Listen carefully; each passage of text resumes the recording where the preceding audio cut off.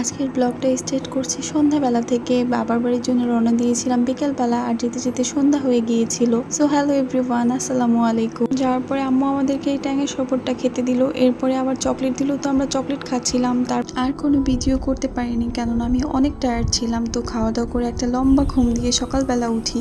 ওঠার পরে বাহিরে দেখছিলাম এত সুন্দর ওয়েদার, একদম মনটাই ভালো হয়ে গেল। তার মধ্যে অনেকগুলা পাখি ছিল, এখানে অনেকগুলা চড়ুই পাখি আর ঘুঘু পাখি ছিল, আর এত সুন্দর ডাক ছিল। আমার বাবার বাড়িতে গেলে সবচাইতে পছন্দের জায়গা হচ্ছে কিন্তু এটাই।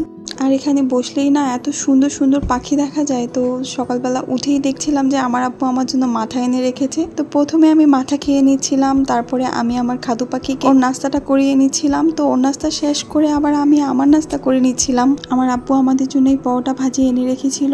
আজকে যেহেতু ওয়েদারটা অনেক সুন্দর, তাই হালকা হালকা বাতাসও ছিল। আর এদিকে দেখছিলাম আমার আম্মু চিংড়ি মাছ ভাজছিল। আমি আমার আম্মুকে বলেছিলাম যে আম্মু, আমার অনেক বেশি চিংড়ি মাছের ভর্তা খেতে ইচ্ছে করছে। তো সেই জন্য আমার আম্মু এদিকে আমার জন্য চিংড়ি মাছ ভাজছিল। ভেজে এত সুন্দর করে একটা ভর্তা বানিয়েছে। কিছুক্ষণ পরে পাকঘরে যাওয়ার পরেই দেখি যে আমার আম্মু আবার এদিকে মুরগির মাংস বসিয়েছে। মুরগির মাংস হতে না হতে আবার দেখছিলাম যে গরুর মাংস রান্না করেছে। আমার না মাংস একদমই খেতে ইচ্ছা করে না, তাই আমার আম্মুকে আমি বলেছিলাম যে আমার জন্য একটু শুটকি রান্না করতে। তো এদিকে দেখি যে আমার আব্বু আমাদের জন্য আইসক্রিম নিয়ে এসেছে। তো আমরা মজা মজা করে সেটা খাচ্ছিলাম। তারপরে শাওয়ার আর পেয়ার কমপ্লিট করে এইদিকে তো আমার আম্মু বলছিল ভাত খেয়ে নিতে। আর আমি কিন্তু আজকে কোনো মাংস খাইনি। আজকে আমি খেয়েছিলাম চিংড়ি মাছের ভর্তা আর শুটকিটা এত মজা হয়েছিল যে যেটা দিয়ে অনায়াসে 2-3 প্লেট ভাত খাওয়া যাবে। তারপরে আমি একটা ঘুম দেই। ঘুম থেকে উঠেই দেখি যে বাইরে কিন্তু রোদ উঠেছে। সকালবেলা থেকেই কিন্তু বাহিরটা অনেক মেঘলা মেঘলা ছিল। এখন বিকেলবেলা উঠে দেখি যে ভালোই রোদ উঠেছে। আর আমার বাবার বাড়িতে না সবচাইতে পছন্দের জায়গা হচ্ছে আমার এটা। এই জানালার সামনে বসে বসে না আমি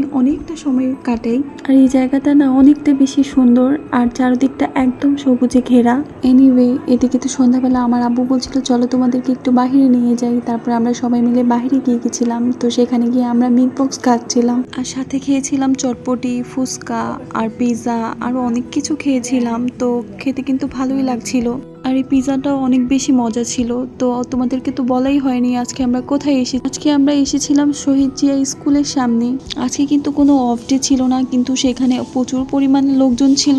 যাই হোক, এর পাশেই কিন্তু একটা মালাই চায়ের স্টল ছিল। তো আমি আমার আব্বুকে বলছিলাম আব্বু, আমার অনেক বেশি চা খেতে ইচ্ছে করছে। তো আমরা সবাই মিলে মালাই চা আর পোড়া রুটি নিয়েছিলাম। দেখতে ভালো হলেও ওই মালাই চাটা খেতে কিন্তু একদমই ভালো ছিল না। চা খাওয়ার পরে এদিকে আমরা ঠান্ডা ঠান্ডা আবার একটা চকলেট শেক খেয়ে নিচ্ছিলাম। চাটা মজা না হলেও এই চকলেট শেকটা খেতে কিন্তু অনেক মজা ছিল। তো যাই হোক, এই জায়গাটা কিন্তু অনেক বেশি সুন্দর ছিল। আর এটার পাশেই কিন্তু একটা ছোট্ট গ্যালারি ছিল। তো সেটার উপরে বসে বসে আমরা জুস খাচ্ছিলাম আর ভিডিও করে নিচ্ছিলাম। আজকের ব্লগটা এই পর্যন্তই। তোমরা সবাই ভালো থেকো, আল্লাহ হাফেজ। আর হ্যাঁ, আমার পেজটাকে একটা ফলো করে দিও। আর আজকের ব্লগটা কেমন হলো সেটা কিন্তু কমেন্ট করে জানিও।